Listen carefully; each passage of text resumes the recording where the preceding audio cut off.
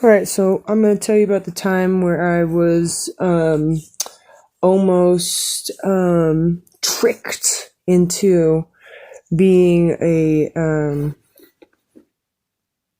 I think it would, I don't know if it's being sex trafficked or what, but yeah. So I was about 18 years old, 17, 18 years old, fresh out of high school. And I was definitely into drugs. I had just found my sense of so-called freedom, and I was what I now refer to as finding myself, my fake confidence in my drug use.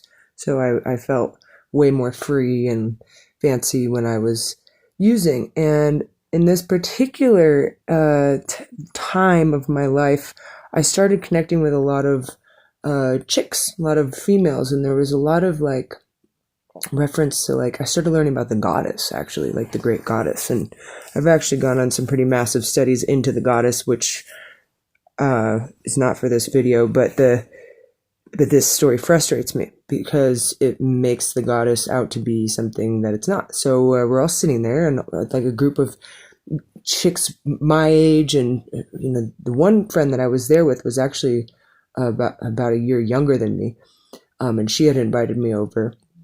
We grew up in the same town and neighborhood, and we were all drinking mead, and we were like, it was like there was like beautiful lights. It was like very fairy like, and everybody was like in their feminine goddess energy. And I just remember thinking how cool the mead was, and how cool it was that everybody was just like so empowered and in their womanhood. There were no men there. And then all of a sudden the head woman takes us up the stairs and starts to tell me about what they're all doing for work and how they're all making so much money.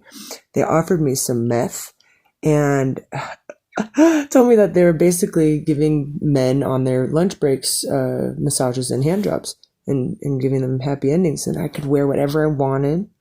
And I'd make like hundreds of dollars a day.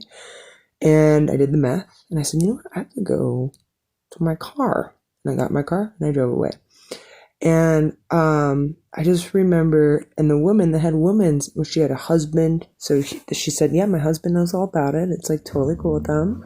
And yeah, it's not. I've had some good. I've had one guy once say to me, "You'd be such a good stripper," and I took it as a compliment. This is a different time, different story, but I told one of my guy friends about it, closer friend of mine, and he got upset about it, and I liked that, appreciated that. He was like, "No, it's not a compliment. Do not, did."